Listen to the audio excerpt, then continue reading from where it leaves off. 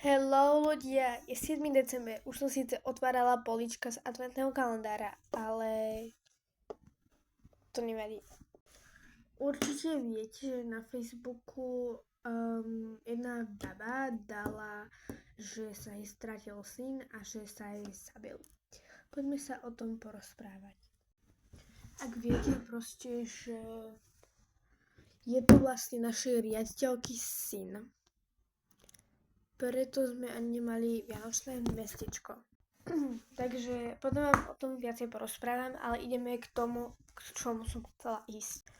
Čiže vo štvrtok 4. decembra, no teda v stredu 3. decembra bol nezvestný. Nikto ho nevedel nájsť, ale že potom ho našli. Neviem, kde to bolo.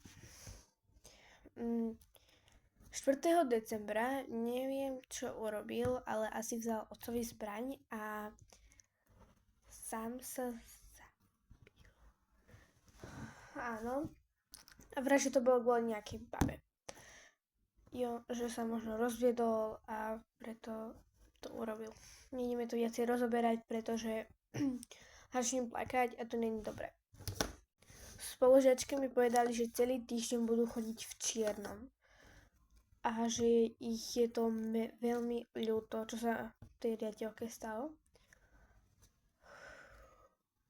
Dobre, kľud, pôjde som. No a že... Takže tak, no. A čo by som vám vedela povedať k tomu bližšie, tak to ani neviem, pretože neviem. A vlastne máme aj v pondelok skrátené vyučovanie, máme 5 hodín. Asi z tých dôvodov, čo sa stalo. Ja sa aj bojím vydať toto videjko, proste jo, že to je strašne ľúto. Takže ak tu náhodou niekto pozeráte zo školy, tak je mi to strašne ľúto, čo sa stalo. A už som aj plakala, neviem, či to proste vidíte, ale ja mám povedať, že keď to aj ja urobím, no takže to nebude dobré. Jo, nebude. No, takže takto by som, no.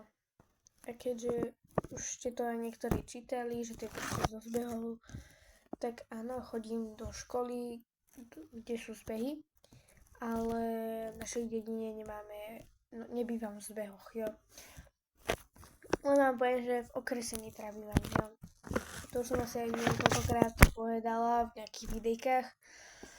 Takže to je všetko z tohto videjka, ak sa vám páčilo, nezabudni hodiť like,